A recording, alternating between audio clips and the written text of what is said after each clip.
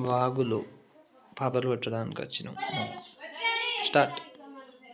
వాగులో పాపలు పడదామని వచ్చినాం నేను మా ఫ్రెండ్.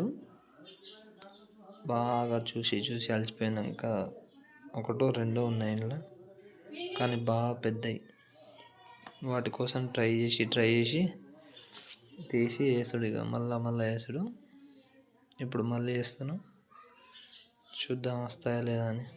పట్టినాం ఒక ప్రాను, ఒక పాపర. కానీ ఎలా పట్టామో ముందుకు వెళ్ళి చూద్దాం.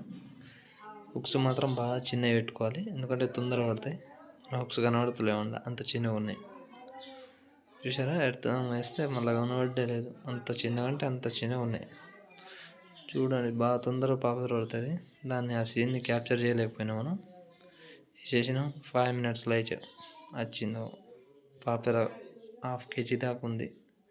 ఇక దీన్ని పట్టుకొని మళ్ళీ ఇంకా కనబడ్డా, కానీ ఎంత వేసినా పడకపోయేసరికి దీన్ని బాగా కష్టం మీద తీసిన హుక్కు. అసలుకే వెళ్ళలేదు, దానికి షార్ప్ ముళ్ళు ఉంటాయి. అవి దిగినాయి అనుకో మన ఏడ్చుడే. ఏడికెళ్ళి వెళ్ళిపోయి మళ్ళీ ఫ్రాన్స్కి పోతే ఒక ఫ్రాన్ పడ్డాయి ఎర్రకి. ఇదే ఆ ఫ్రాను. ఇంత పెద్ద ఫ్రాన్ ఇది సెకండ్ టైం పట్టుడు నా చేతితో. నేను చూసుడంటే పట్టి తీసినాం. దగ్గర దాని చిప్పలతో కలిపి 1/2 kg ఉంది.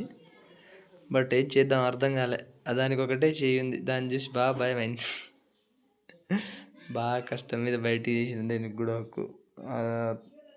ఈ హుక్స్ బాగా చిన్నగా ఉంటాయి. బాగా చిన్నగా వేసుకుంటే ఫ్రాన్ పడుతుంది, పాపర పడుతుంది. వీటి మూతి బాగా చిన్నగా ఉంటాయి కాబట్టి